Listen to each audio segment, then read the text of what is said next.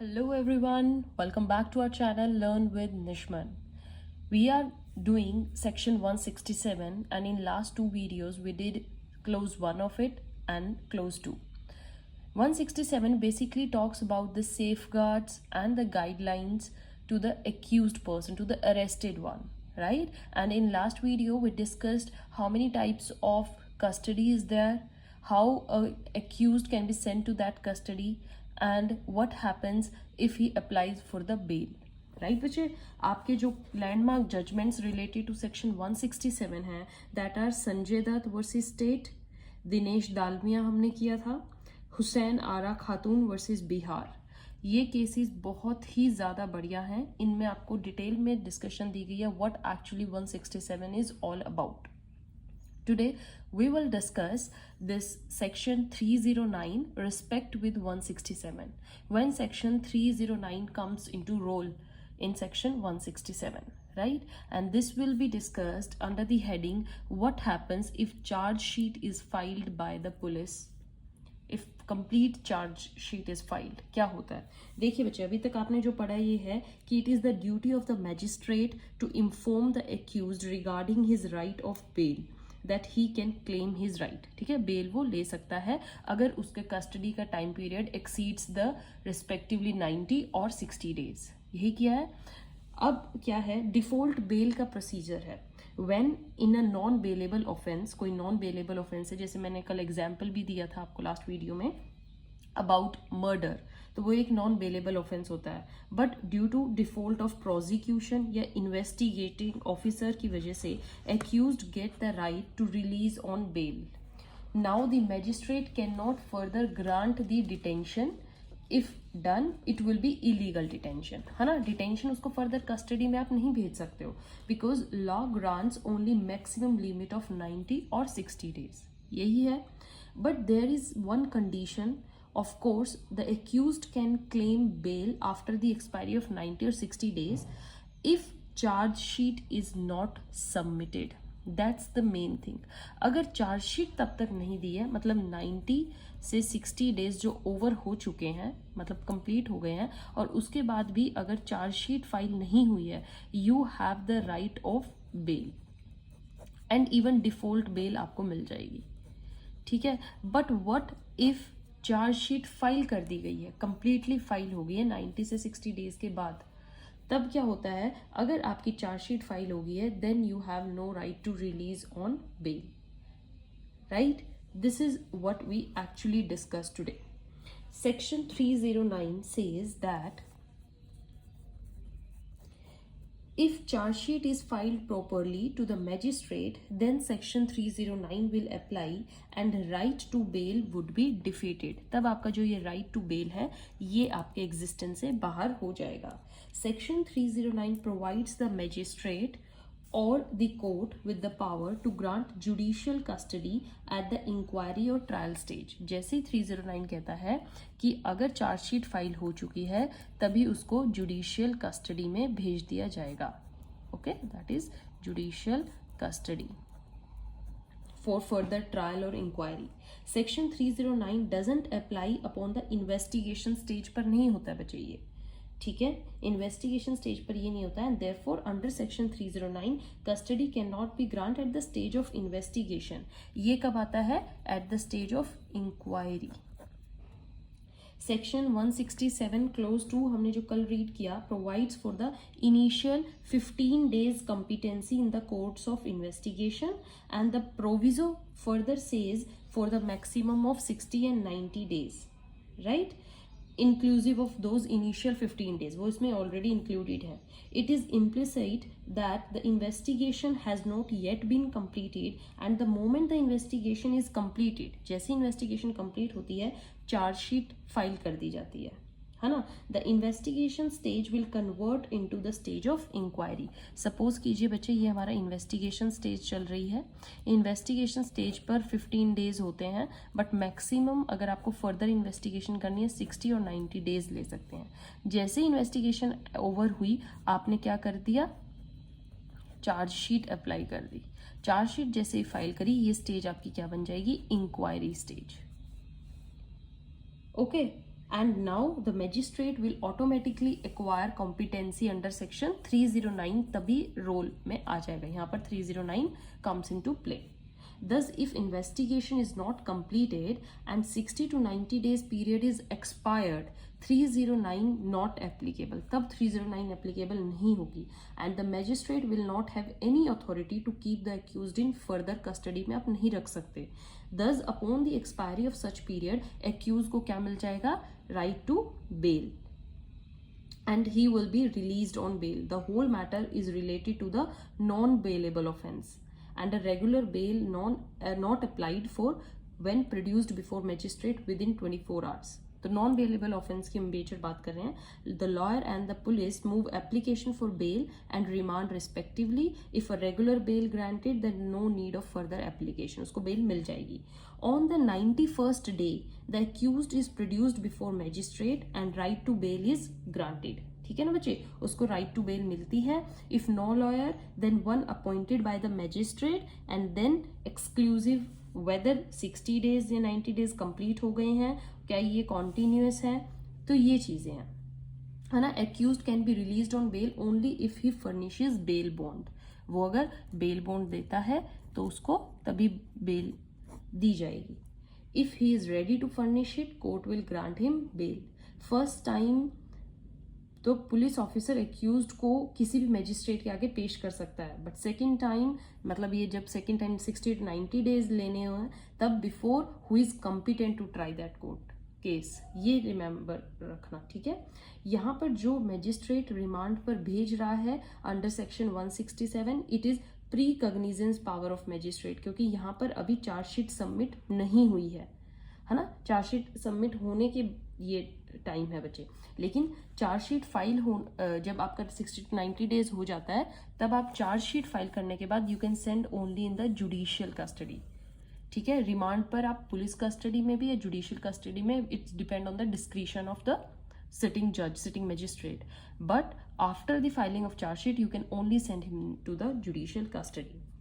आपका बच्चे जो संजय दत्त केस है, landmark judgment, prompt to decide upon the bail application, he will take up a hearing and he will then itself pass an order upon sureties and securities. If bail is not furnished, 92 days gone, 92nd day by chance charge sheet file हुई है, so right to be released extinguished. ठीक है, right जो है वो extinguished हो गया. यहाँ पर क्या है बच्चे इस सेक्शन में, सॉरी इस केस में, संजय दत्त केस में क्या था, accused has to apply for bail upon the completion of 90 और 60 डेज के तुरंत उसको बेल अप्लाई करनी ही पड़ेगी. ठीक है, बेल एप्लीकेशन डालनी है. And in fact the magistrate inform him of his right to bail. Magistrate खुद उसको राइट देगा. It has been in Sanjay Dutt versus State of Maharashtra case that upon the application under section 167(2) proviso, magistrate shall grant the bail forthwith if he is satisfied that the period has expired. Period expired होने के बाद ही. Upon the order of the magistrate, accused will get the right to be released only if he furnishes bail. Thus, if he fails to furnish bail, मतलब ये bail bond, and in the meantime charge sheet is filed, मतलब इतने उसने bail application नहीं डाली, bail bond नहीं दिया, और उस टाइम बाई चांस देखिए 90 डेज एक्सपायर हो गए, 91st, 92nd day, 93rd day ये चल रहा है, इतने दिन में उसने बेल एप्लीकेशन या बेल बॉन्ड नहीं दिया और इतने दिन के अंदर चार्ज शीट फाइल हो गई by chance by the police, then right to bail extinguish हो जाएगा. As now magistrate acquires, magistrate के पास कौन सी कंपिटेंसी आ जाएगी, सेक्शन 309 की. I hope now I am clear.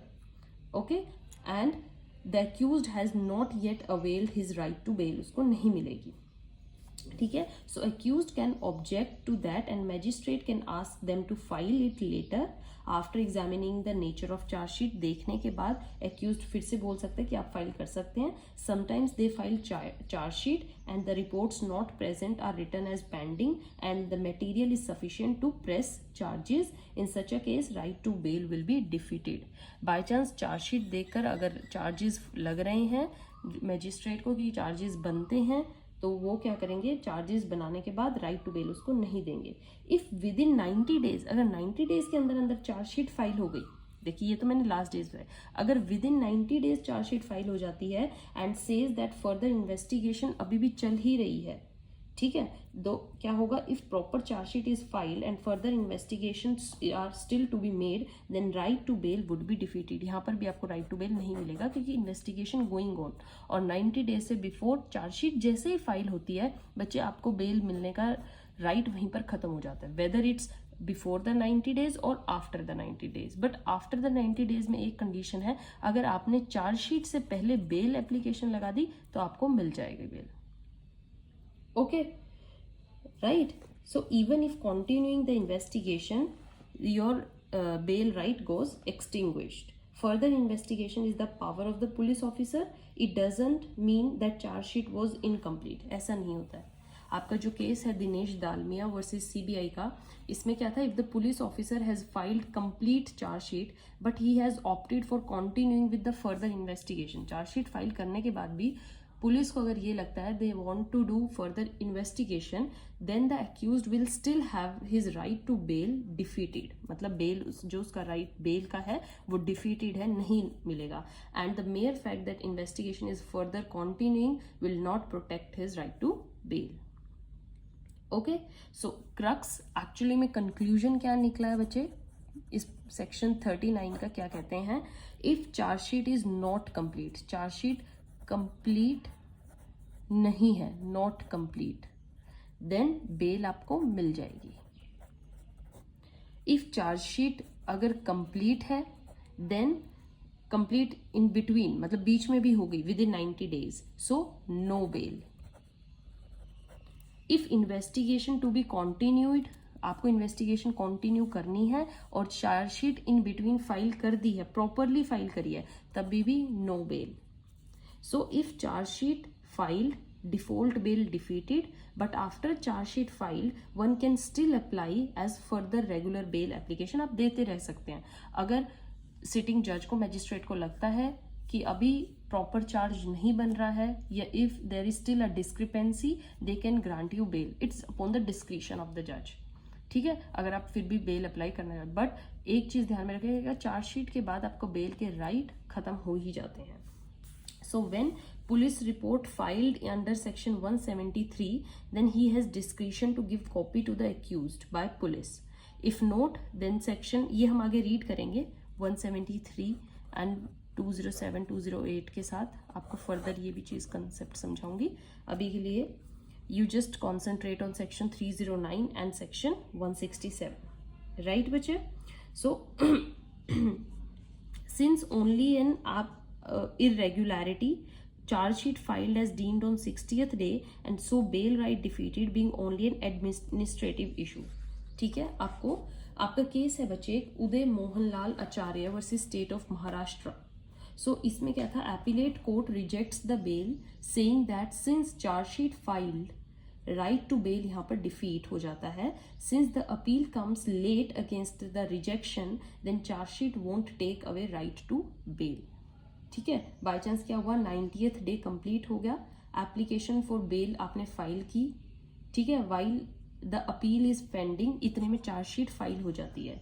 तो यहाँ पर क्या होगा, judicial magistrate erroneously rejects the application and then goes to the court to appeal against the rejection. आपने बेल फाइल करी है आफ्टर 90th डे और बेल को रिजेक्ट कर दिया गया है। जैसे ही रिजेक्ट हुआ है आप तभी चार्जशीट फाइल हो गई, आपने रिजेक्शन के अगेंस्ट अपील की है। समझ में आ रहा है केस बच्चे? 90th day over, bail you filed bail application reject हो गई, रिजेक्ट होते ही एक चार्जशीट इतने में फाइल हो जाती है बाय पुलिस। तो चार्जशीट फाइल होती है तो क्या होता है, आपका बेल का राइट ओवर हो जाता है। बट यहाँ पर आपने ऑलरेडी अपील डाली हुई है, तो अपील डाली है इसका मतलब क्या हुआ, it won't take your right to bail. Rejection made अगर बोनाफाइड या malafide, right to bail not rejected if this charge sheet is filed in between. अगर चार्जशीट इतने में फाइल हो जाती है तो आपको राइट टू बेल डिफीट नहीं होगा, court will see all the matter और आपको राइट टू बेल जरूर मिलेगा। Okay, so in this case the issue was, एक और क्वेश्चन आपका आता है कि they was that if upon the completion of statutory period of 60 या 90 डेज, जो भी पीरियड है, the bail application is moved, आपने बेल एप्लीकेशन डाली एंड इरॉनियसली वो क्या हुआ, कोर्ट ने रिजेक्ट कर दी. Then if the accused goes in appeal, अगर वो अपील में जाता है और इतने में in mean time chargesheet file हो जाती है the same case, then what will be about the right to bail. Right to bail reject होगी कि आपको मिलेगी. देखिए, it was held that be it a malafide और a bonafide order of rejection, आपका रिजेक्शन जो हो चाहे वो बोनाफाइड हुआ हो चाहे मैलाफाइड हुआ हो, if the rejection was erroneous then even if chargesheet बेशक फाइल हो गई है during the pendency of appeal, the right to bail of the accused will not get defeated. You will still have the right to get the bail because accused had availed this right before filing of charge sheet. Charge sheet से पहले ही उसने bail मांग ली थी and it was now magistrate's mistake due to which bail was not allowed. So accused cannot be made to suffer because of that. उसको एक magistrate की गलती की वजह से suffer करना नहीं पड़ेगा. Still अगर charge sheet बेशक फाइल भी होगी और अगर उसकी अपील चल रही है तो उसको complete bail मिलेगी. Right? So bail application ought to be furnished. Application should be decided forthwith.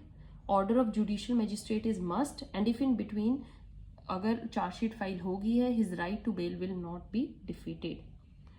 Right बच्चे? So this is about the main thing that we studied is charge sheet. What happen अगर charge sheet file हो जाती है before 90 days और after 90 days आपने bell apply कर दी है तो उसकी अपील चल रही है, तब क्या होता है. So I discussed all the matters related to chargesheet filing and your section 167 bail right. ध्यान से देखिएगा बच्चे, वीडियो को अच्छे से समझिए कंसेप्ट. मैंने आपको एग्जाम्पल देकर समझाया, लैंडमार्क जजमेंट्स दी है. Don't get confused. Still if you get any confusion, any doubt, comment below. I'll explain it again. Keep watching, keep sharing. Till then, thank you.